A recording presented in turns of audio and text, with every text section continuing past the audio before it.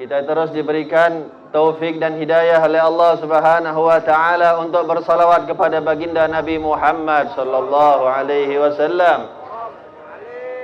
Segala apa yang diberikan oleh Allah Subhanahu wa taala, keluar kita daripada rumah sampai kita ke dalam majlis ini merupakan nikmat yang sangat besar. Kita mohon kepada Allah Subhanahu wa taala, Allahumma atmim hadhihi ni'mah. Ya Allah, sempurnakanlah nikmat-nikmat Engkau yang Engkau berikan kepada kami ini, ya Allah. Apa sempurnanya nikmat yang Allah berikan pada majlis ini? Pernah ditanyakan oleh para sahabat kepada Rasulullah sallallahu alaihi wasallam. Sahabat bertanya kepada Rasulullah, "Ya Rasulullah, ma ghanimatu majalis dzikir?" Ya Rasulullah, apa ganjaran orang-orang yang duduk di majlis-majlis zikir? Apa ganjaran pahala majlis-majlis zikir tersebut, ya Rasulullah? Kata Rasulullah sallallahu alaihi wasallam, "Ghanimatu majalis dzikir al-jannah." Ganjaran yang Allah berikan bagi orang-orang yang duduk di majlis zikir adalah surganya Allah Subhanahu wa ta'ala. Ada lagi yang lebih indah ganjaran yang Allah berikan yang kita harapkan daripada surga? Apalagi ada lagi keuntungan-keuntungan yang ingin kalian dapatkan? Allah sudah berikan surga yang paling indah, sebaik-baik pemberian Allah berikan karena kalian duduk di majlis zikir. Namun sangat disayangkan, banyak di antara orang-orang di sekitar masyarakat kita diadakan majlis maulid, diadakan majlis ta'lim, diadakan majlis zikir, namun enggan untuk menyambut panggilan Allah Subhanahu wa taala.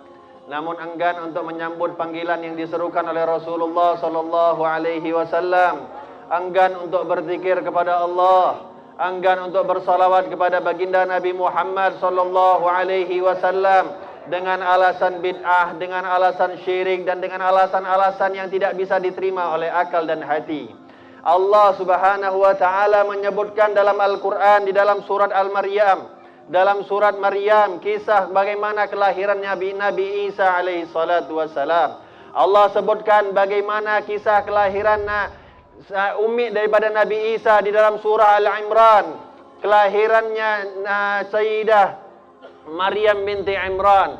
Allah kisahkan bagaimana proses kelahirannya Nabi Musa alaihi salatu wassalam di beberapa surah daripada surah-surah Al-Quran.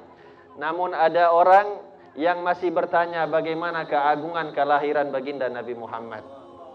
Kalaulah Nabi Musa disebut oleh Allah, diceritakan di dalam Al-Quran, Nabi Isa alaihi salatu wassalam disebut oleh Allah, diceritakan di dalam Al-Quran, Sayyidah Maryam binti Imran juga diceritakan bagaimana proses kelahirannya mereka, diceritakan oleh Allah di dalam Al-Quran. Bagaimana pendapat anda, bagaimana kita menceritakan kelahiran baginda Nabi Muhammad? Apakah ada yang ingin mengatakan Nabi Muhammad itu tidak lebih afdal daripada Nabi Musa? Apakah ada yang berani mengatakan Nabi Isa itu lebih afdal daripada Nabi Muhammad? Apakah ada yang berani mengatakan Sayyidah Maryam itu lebih afdal daripada Nabi Muhammad? Wallahi, bukan kita merendahkan Nabi Musa, bukan kita merendahkan Nabi Isa, bukan kita merendahkan Sayyidah Maryam, bukan kita merendahkan Nabi manapun, akan tetapi kita yakini Nabi Muhammad lebih afdal daripada semua. Nabi Muhammad pasti lebih afdal daripada seluruh nabi dan apapun yang diciptakan oleh Allah Subhanahu wa taala daripada makhluknya. Oleh sebab itu, hati orang-orang yang mati itu tidak akan menerima bagaimana cinta Nabi Muhammad sallallahu alaihi wasallam. Hanya orang-orang yang dipilih untuk menerima hatinya itu untuk cinta kepada Nabi Muhammad sallallahu alaihi wasallam adalah orang-orang yang mampu untuk mencintai Nabi Muhammad sallallahu alaihi wasallam. Tadi disebutkan ayat suci Al-Qur'an oleh santri, "In kuntum tuhibbunallaha fattabi'uni." Qul in kuntum tuhibbunallaha fattabi'uni yuhibbukumullah. Kalau kalian mau dapat cinta daripada Allah Subhanahu wa taala, enggak usah cari resep jauh-jauh. Gak usah cari di Google, gak usah cari di YouTube, gak usah cari di internet, cari di Al-Quran. Allah sudah kasih jawaban. Allah sudah kasih jawaban di Al-Quran. Qul, katakan wahai Muhammad, in kuntum tuhibbunallah, kalau engkau mencintai Allah Subhanahu wa taala, fattabi'uni, ikut aku Muhammad. Itu obat daripada Allah. Itu resep daripada Allah. Itu cara yang diberitahu oleh Allah Subhanahu wa taala, in kuntum tuhibbunallaha fattabi'uni. Ikut aku, kata Rasulullah sallallahu alaihi wasallam, yuhibbukumullah, baru Allah akan mencintai kalian. Kalau kita mengikuti orang kafir, bukan cinta Allah yang kita dapat, murkanya Allah yang kita dapat. Kalau kita mengikuti artis-artis yang tidak pernah beribadah, bukan cintanya Allah yang kita dapat, murkanya Allah yang kita dapat. Akan tetapi kalau kita mencintai Nabi Muhammad sallallahu alaihi wasallam, kalau kita benar-benar sungguh dalam mencintai Nabi Muhammad sallallahu alaihi wasallam, yuhibbukumullah, Allah akan cinta kepada kalian. Bukan hanya dicintai oleh Allah, wa yaghfir lakum dzunubakum, dan Allah akan ampuni dosa-dosa kalian. Wallahu ghafurur rahim, sesungguhnya Allah Maha Pengampun lagi Maha Penyayang. Ya ikhwan, kalau bukan karena cinta sama Nabi Muhammad, apa modal yang ingin kita bawa untuk jumpa sama Allah nanti di yaumil qiyamah? Wallahi para sahabat, orang yang paling dekat sama Rasulullah, orang yang paling banyak ibadahnya kepada Allah, orang yang hidup matinya hanya untuk di jalan Allah, orang yang mengorbankannya berada di dakwahnya Rasulullah sallallahu alaihi wasallam. Ketika mereka dihadapkan oleh Allah Subhanahu wa taala, bukan amal ibadah mereka, bukan jihad mereka, bukan mati mereka syahid fisabilillah yang mereka banggakan di hadapan Allah. Akan tetapi mereka ketika di dunia, mereka bangga akan hadis Nabi sallallahu alaihi wasallam. Ketika Rasulullah sallallahu alaihi wasallam dalam mimbar sedang berkhutbah, datang seorang badui memotong daripada khutbahnya Rasulullah, bertanya kepada Rasulullah badui tersebut, "Ya Rasulullah, mata sa'ah, ya Rasulullah, kapan jadinya kiamat? Kapan bakal terjadi kiamat?" kata badui tersebut. Rasulullah melanjutkan khutbah beliau karena beliau tidak mungkin memotong khutbah. Akan tetapi para sahabat sudah mulai geram. Para sahabat sudah mulai geram hatinya, ini ada orang, Rasulullah sedang berbicara, dipotong pembicaraannya tanpa ada adab ketika bertanya. Akan tetapi akhirnya semua sahabat ini berterima kasih kepada badui tersebut. Selesai khutbah, Rasulullah bertanya, siapa yang tanya tadi? Akhirnya bangun badui tersebut. Ditanya lagi, ya Rasulullah, mata sa'ah? Kapan kiamat ya Rasulullah? Rasulullah bertanya, ma'a'addata laha? Apa yang engkau persiapkan untuk kiamat tersebut? Kata badui tersebut, ya Rasulullah, aku enggak banyak sholat, aku enggak banyak puasa, aku enggak banyak ibadah ya Rasulullah. Lakin yang ada di dalam hatiku penuh dengan cinta, inni uhibbullah wa rasuluh. Sesungguhnya aku cinta sama Allah dan cinta sama Rasulnya. Apa jawaban Rasulullah? Engkau enggak ibadah minta masuk surga. Apa jawaban Rasulullah? Engkau enggak banyak sholat mau masuk surga. Apa jika jawaban Rasulullah? Apa engkau enggak banyak puasa mau minta masuk surga? Akan tetapi jawaban Rasulullah sallallahu alaihi wasallam, yuhsyarul mar'u ma'a man ahab. Seseorang nanti di yaumil qiyamah akan dibangkitkan oleh Allah Subhanahu wa taala bersama orang-orang yang dicintainya. Maka para sahabat mengatakan, wallahi tidak ada hadis yang pernah aku yang senang, yang sangat menyembirakan hatiku dunia akhirat, melainkan hadis almar'u ma'aman ahab. Sesungguhnya orang nanti dibangkitkan oleh Allah Subhanahu wa taala bersama orang-orang yang dicintainya. Maka mulai saat ini kita jadikan Rasulullah sallallahu alaihi wasallam, kita jadikan para sahabat Rasulullah sallallahu alaihi wasallam, kita jadikan para ahlul bait Rasulullah sallallahu alaihi wasallam orang-orang yang kita cintai di dalam hati kita, sehingga kita dibangkitkan oleh Allah Subhanahu wa taala bersama mereka yaumil qiyamah. Akan tetapi bohong, akan tetapi dusta bagi orang yang mengaku cinta Rasulullah, mengikuti Rasulullah, enggan bersalawat kepada Rasulullah, enggan hadir di majlis-majlis yang di dalamnya terdapat menyebut Rasulullah, enggan hadir di dalam majlis-majlis ilmu yang menambah kedekatan mereka kepada Allah, menambah kecintaan mereka kepada Rasulullah sallallahu alaihi wasallam. Dusta, bohong, orang yang ngaku cinta sama Nabi Muhammad akan tetapi menghina orang-orang yang mengajak orang-orang untuk mencintai Nabi Muhammad. Dusta, bohong, mengaku cinta kepada Nabi Muhammad akan tetapi membenci ulama warisan Nabi Muhammad. dusta, bohong, orang mengaku cinta kepada Nabi Muhammad akan tetapi menghina para ulama warisannya Rasulullah sallallahu alaihi wasallam. Di dalam hadis qudsi Allah Subhanahu wa taala berkata, "Man adza waliyan faqad adzamtuhu bil harb." Barang siapa yang menyakiti satu orang wali, maka kata Allah akan buka perang dengan orang yang menyakiti wali tersebut. Siapa wali ya ikhwan? Apakah wali antum pikir ini wali orang yang bisa terbang? Ya, mungkin dia wali. Apakah wali mungkin yang bisa kasyaf? Bisa memandang batinnya orang? Ya, mungkin dia wali. Akan tetapi Imam Syafi'i sudah menjawab. Imam Syafi'i mengatakan ketika ditanya siapa ya seorang wali itu ya Imam Syafi'i. Imam Syafi'i mengatakan, kalaulah orang alim tidak disebut wali, maka aku tidak mengetahui siapa lagi ada wali di dunia ini. Kalaulah bukanlah orang alim itu disebut wali sebagai wali Allah, maka aku tidak tahu siapa lagi yang disebut pantas menjadi wali di muka bumi ini. Maka satu orang alim itu adalah wali yang Allah berikan kepada kita, anugerah yang Allah berikan kepada kita. Sanggup kita untuk menyakiti seorang wali tersebut? Sanggup kita menyakiti seorang alim tersebut? Sanggup kita menyakiti, merusak hatinya orang alim tersebut? Dengan wajah apa kita memandang kepada Nabi Muhammad SAW? Dengan wajah apa kita memandang kepada Allah Subhanahu wa taala? Dengan kita membangga dengan ucapan kita semata belaka kita cinta kepada Nabi Muhammad, akan tetapi kita menghina ulama warisan Nabi Muhammad? Ya ikhwani, satu wali, satu orang alim, kalian benci dengan orang tersebut, maka Allah buka perang dengan orang tersebut. Jangan kita pikir Allah kalau ngajak perang itu sebagaimana perang yang ada sekarang ini, perang di Suriah, atau perang yang ada di Yaman, atau perang yang ada di Irak, atau perang yang ada di Afghanistan, atau ada perang-perang dimanapun yang ada. Semoga Allah Subhanahu wa taala memberikan kemudahan bagi orang-orang muslimin. Semoga Allah Subhanahu wa taala memberikan kelonggaran bagi orang-orang muslimin, dihentikan perang-perang bagi orang-orang muslimin tersebut. Apakah sama perangnya yang Allah berikan, yang Allah ajak seperti orang-orang yang di Suriah atau orang di Yaman? Tidak ya ikhwan. Wallahi tidak. Perang kalau sudah Allah mengajak untuk orang berperang, jangan harap Anda bisa selamat dunia ataupun akhirat.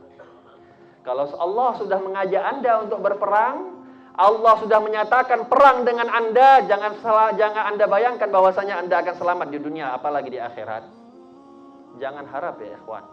Satu wali Anda sakiti, maka Allah mengajak Anda perang di dunia, lebih-lebih nanti di akhirat. Oleh sebab itu, bohong, ngaku cinta Rasulullah sallallahu alaihi wasallam, pewaris satu-satunya warisan yang diwariskan oleh Rasulullah sallallahu alaihi wasallam, Anda khianat.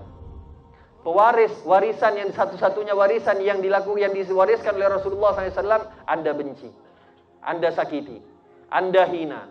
Anda hasut, Anda dengki, Anda dendam sama mereka. Wallahi, dunia akhirat Anda nggak bakal selamat.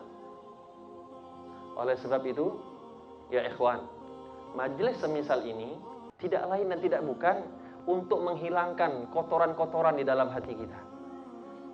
Untuk menghilangkan rasa sifat-sifat buruk yang ada di dalam hati kita. Untuk menghilangkan sifat dengki, sifat dendam, sifat hal-hal yang merusak kotor hati kita, majelis inilah obatnya. Kalau bukan di majelis semisal ini kalian mencari obat, tidak akan lagi kalian dapat obat di tempat-tempat yang lain ya ikhwan.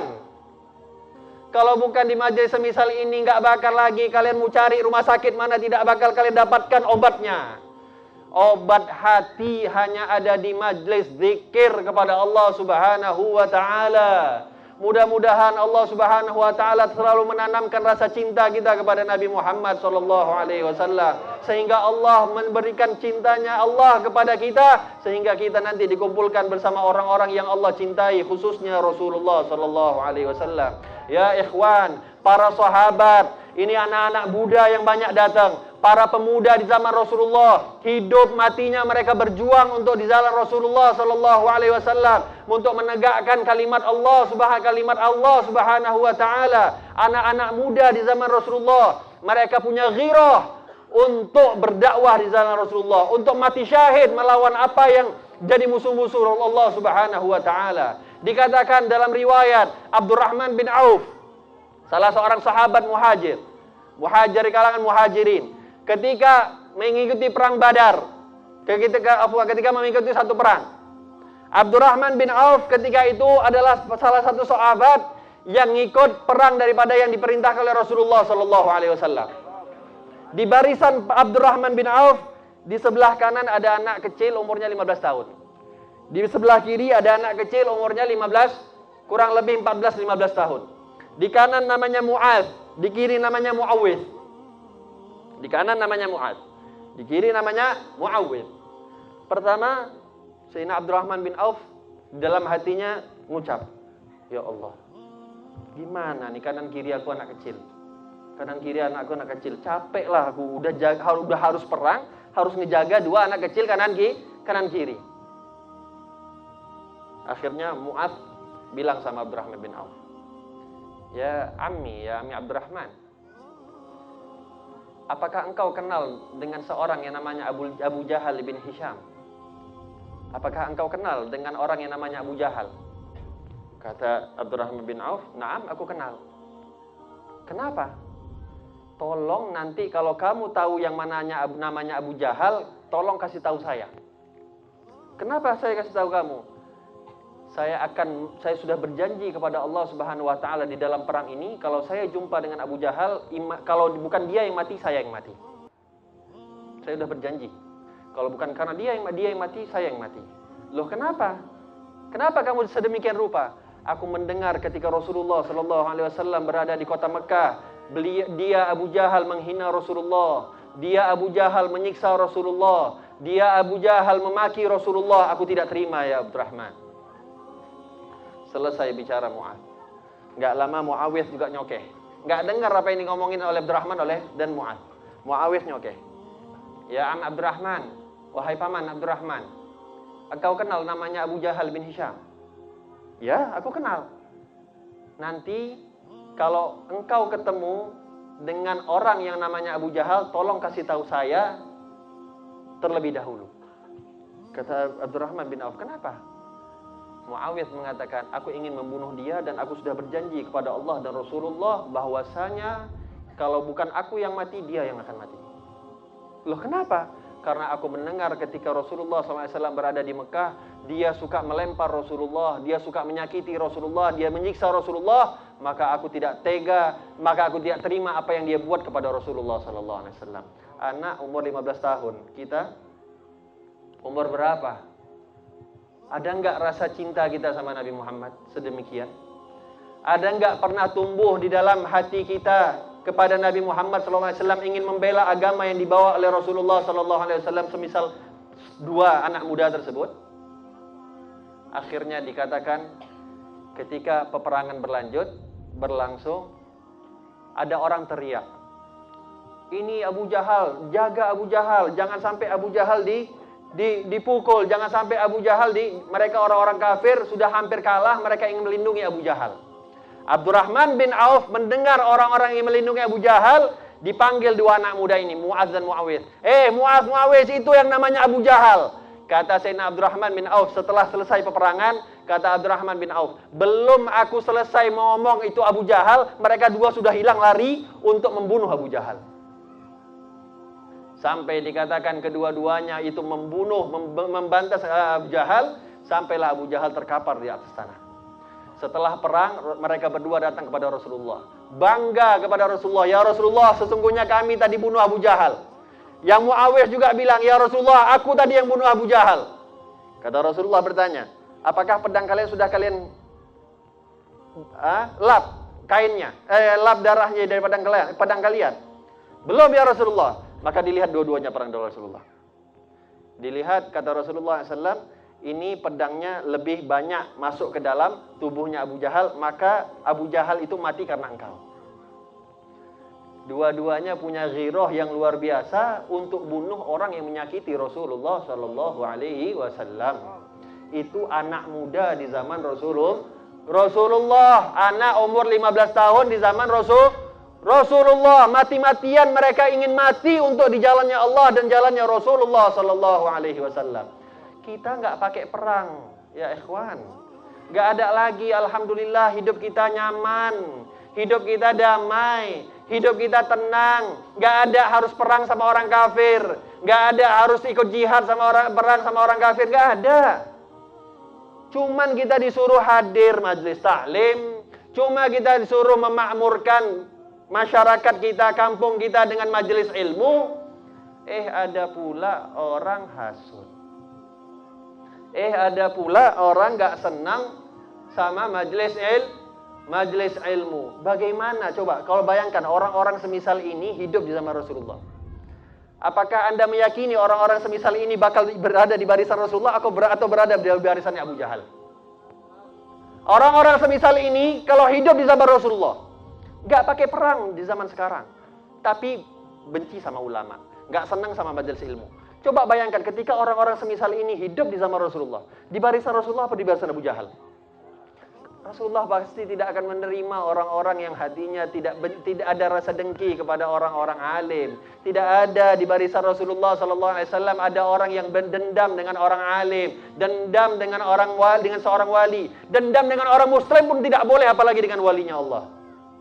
Dendam dengan satu orang muslim pun tak boleh, apalagi dendam dengan walinya Allah subhanahu wa ta'ala. Ya ikhwan, bersihkan hati kita, bersihkan hati kita. Jangan sampai kita mati dalam keadaan dendam sama orang.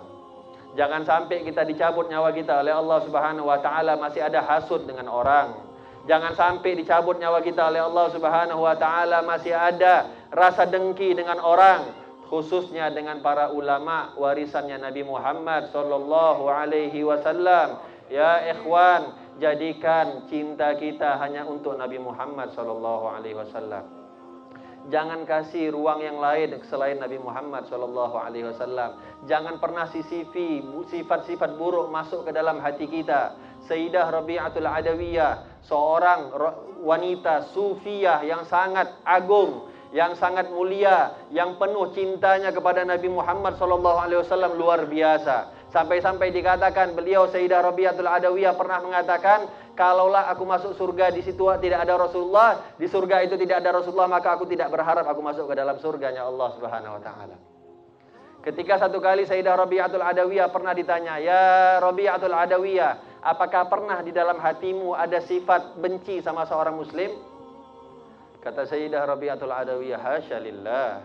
Wallahi, katanya Sayyidah Rabi'atul Adawiyah, hatiku ini sudah penuh cinta kepada Allah dan Rasulullah, dan orang-orang yang mencintai Allah dan Rasulullah tidak pernah ada ruang kosong untuk sifat-sifat buruk, apalagi membenci orang-orang yang dicintai oleh Allah dan Rasulullah sallallahu alaihi wasallam.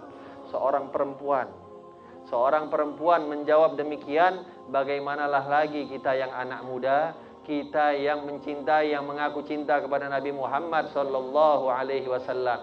Jangan lagi ada terbesit di dalam hati kita untuk benci dengan orang-orang yang dicintai oleh Allah dan Rasulullah. Ya ikhwan, bersihkan hati kita, ikut apa yang disenangi oleh Rasulullah sallallahu alaihi wasallam, supaya nanti kita di yaumil qiyamah kita dibangkitkan bersama Rasulullah sallallahu alaihi wasallam. Rasulullah mengajarkan kita untuk tidak benci sama orang. Rasulullah mengajarkan kita untuk tidak dendam sama orang. Wahsy, seorang yang membunuh Sayyidina Hamzah, belakangan masuk ke dalam agama Islam. Ketika berjumpa dengan Rasulullah, apakah dibalas oleh Rasulullah, ingin dibunuh balik? Tidak. Dimaafkan oleh Rasulullah, orang yang membunuh paman Rasulullah yang paling banyak membantu Rasulullah di dalam dakwahnya Rasulullah. Ketika berjumpa dengan Rasulullah, Wahsy, orang yang membunuh Sayyidina Hamzah bin Abdul Muttalib di perang Uhud, berjumpa ketika masuk Islam, berjumpa dengan Rasulullah, akan tetapi dimaafkan oleh Allah, oleh Rasulullah sallallahu alaihi wasallam. Apakah ada di antara kita yang keluarganya dibunuh kok sampai benci kali sama orang? Apakah ada orang tua kita yang dibunuh kok sampai benci kali sama sama orang, nggak ada dibunuh, nggak ada diganggu, benci sama orang. Mudah-mudahan Allah bersihkan hati kita. Allah jadikan Nabi Muhammad SAW satu-satunya pedoman kita. Allah jadikan Nabi Muhammad SAW satu-satunya idola kita. Dengan cintanya kepada kita daripada Nabi Muhammad SAW, Allah jauhkan hati kita daripada sifat-sifat yang kotor. Allah jauhkan hati kita daripada sifat-sifat yang buruk. Ya ikhwan, kita minta kepada Allah Subhanahu wa taala, semoga di antara kita apabila ada orang-orang yang termasuk ahli syar, Allah ubah kita dijadikan menjadi ahli khair. Orang-orang yang sebelumnya kita menjadi ahli-ahli syagawah, Allah ubah kita menjadi ahli sa'adah. Orang-orang di antara kita apabila ada orang-orang yang menjadi ahli merugi, orang-orang yang merugi, kita mohon kepada Allah Subhanahu wa taala agar Allah ubah takdir kita menjadi orang-orang yang beruntung, agar kita nanti bersih hati kita ketika bertemu dengan Allah Subhanahu wa taala. Rabbana zalamna anfusana wa illam taghfir lana wa tarhamna lanakunanna minal khasirin. Rabbana la tuzigh qulubana ba'da idh hadaytana wa hab lana min ladunka rahmatan innaka antal wahhab. Rabbana hab lana min azwajina wa dhurriyyatina qurrata a'yun waj'alna lil muttaqina imama. Juga kita mohon kepada Allah Subhanahu wa taala agar Allah memberikan keberkahan kepada rumah ini, agar Allah memberikan keberkahan kepada sahibul bait, akhina Mahadi Nasution atau Bang Madun, atau juga kita mohon juga kepada Allah Subhanahu wa taala agar Allah berikan keberkahan para tetangga yang hidup di sekitar ini karena berkah majlisnya maulid yang diselenggarakan oleh di kampung ini, kampung Jalan Buntu ini. Mudah-mudahan Allah Subhanahu wa taala menjadikan orang-orang yang ada di Sukarami ini adalah orang-orang yang betul-betul mencintai kepada Nabi Muhammad SAW, orang-orang yang nanti bisa jadi pasukannya Imam Mahdi, insyaallah, pasukan yang berjuang mati-matian di jalannya Allah Subhanahu wa taala. Kita mohon kepada Allah, Allah lahirkan pasukan-pasukan Imam Mahdi nanti daripada kampung ini, insyaallah. Suka rame, namanya kampung suka rame. Mudah-mudahan suka ramenya karena cinta sama Allah, suka ramenya karena hadir majlis zikir, majlis ta'lim, insyaallah. Rabbana atina fid dunya hasanah wa fil akhirati hasanah wa qina adzabannar. Rabbana taqabbal minna innaka antas samiul alim wa tub 'alaina innaka at-tawwabur rahim. Sallallahu alaihi wasallam Muhammad wa ala alihi wasallam. Walhamdulillahirabbil alamin.